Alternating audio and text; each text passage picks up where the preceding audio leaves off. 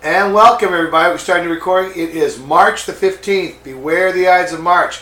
Welcome to Colbertradio.com. Tonight we have the lovely Brooke Fox with us again from the Medical University of South Carolina and also the nation's leading archivist. Hello everybody. Thank you very much. Lance called, said he'll be joining us a little late. I'm surprised Joseph's not here. You know, it's really tough to get anywhere 7 o'clock on a Monday because everybody's doing so much work. Mm-hmm. We are scheduled to have a guest, and if she doesn't show up, don't worry. We'll just use the fact that she's not here for all sorts of little goodies. Well, I think that's probably why Percy isn't showing up, and maybe Lance is. They're afraid of the guest. They are afraid of clowns. Maybe Chelsea Pike found that out. Chelsea, if there's a problem, I haven't had a chance to check my.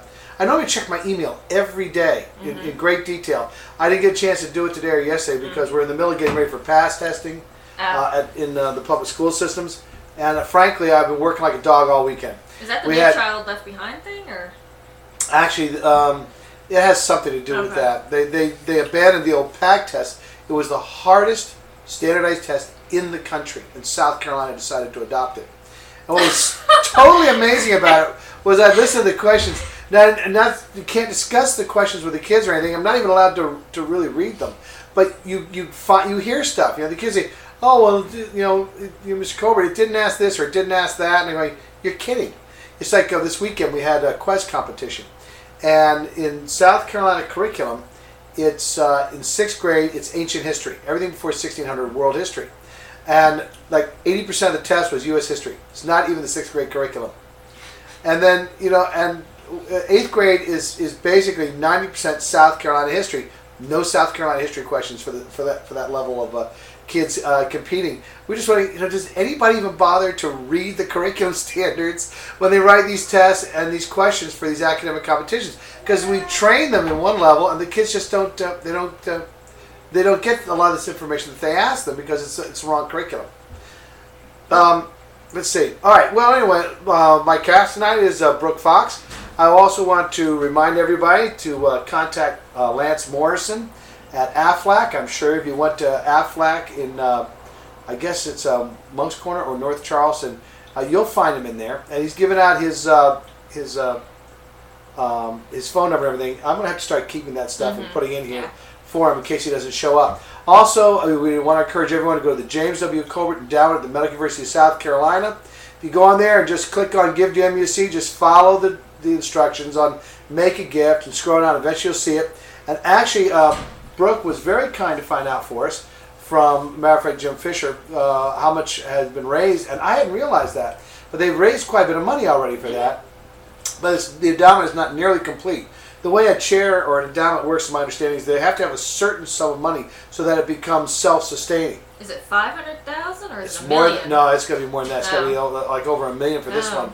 Okay. And so that therefore a percentage of the value earned by the endowment can then be spent. So that way, every year there's money that comes from the endowment. And the idea being is, yeah, you can spend $1 million, but if you keep the chair and spend $50,000 or whatever it is a year based on what it earns, the thing is perpetual. It just goes on forever. And with interest too. It earns, earning interest. Yeah, that's if you've got $1 million and it earns $80,000 a year in interest, you could use $50,000 and still be adding $30,000 to it every year. So over time, it continues to grow, and on a percentage basis, that means every year, if you say, okay, we're going to give a percentage of the income produced by it every year, and the total value of the thing continues to go up, that means the total amount of expenditures, the total amount of gifts or grants from the endowment increases every year. So we're real thrilled about that. I don't have the Medical University's permission to give those numbers out, so I'm not going to. But I like to think we've had a little something to do with that because we have been harping on my father's endowment since the show began. That is our charity, although we do like to promote other charities. For example, the Brooke Fox charity. Oh yeah, yeah. Just make your checks payable to Brooke Fox. I need a little help. God, don't we all? Hey, I'm just happy. I have a job. I am not complaining. Yep. Let's see. Also, there is the Water Missions International, which is headquartered in Charleston, South Carolina.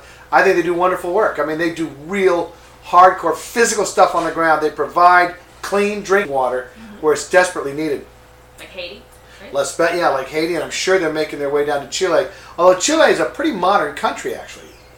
Chile is one of the wealthiest countries in Latin America. It's extremely rich in mineral resources. It's one of the advantages of living in such a geologically active part of the world. Of course, the recent earthquake is one of the big disadvantages.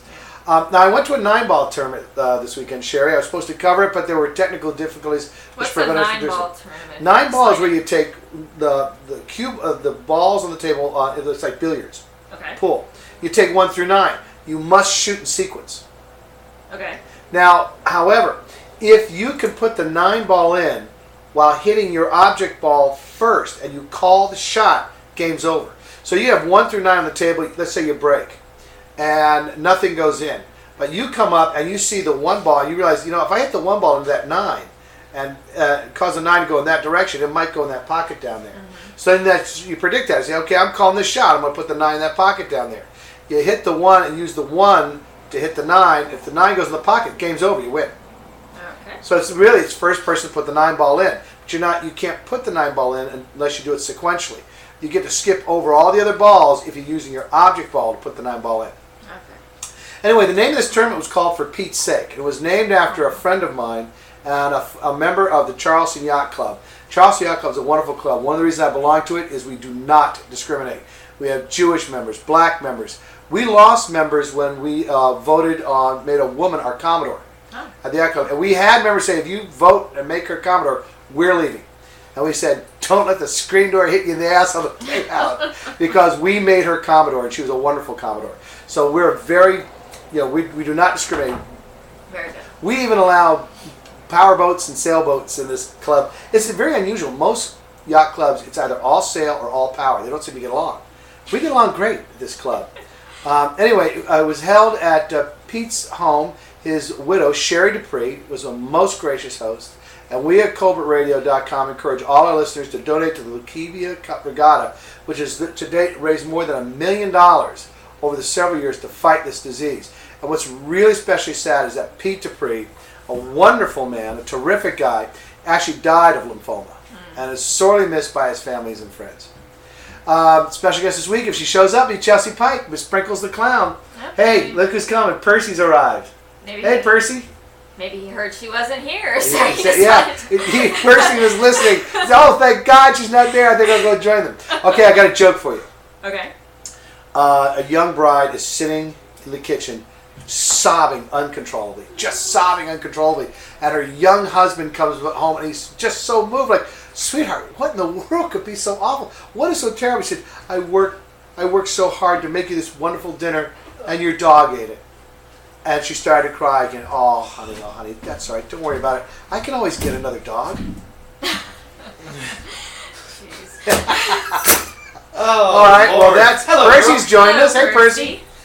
Anyway, we're going to have to close out this segment and welcome everybody to tonight's show. Hope you enjoy it. We got some jokes and things like that, and we hope everybody has a good time. And we'll be right back with Colbertradio.com.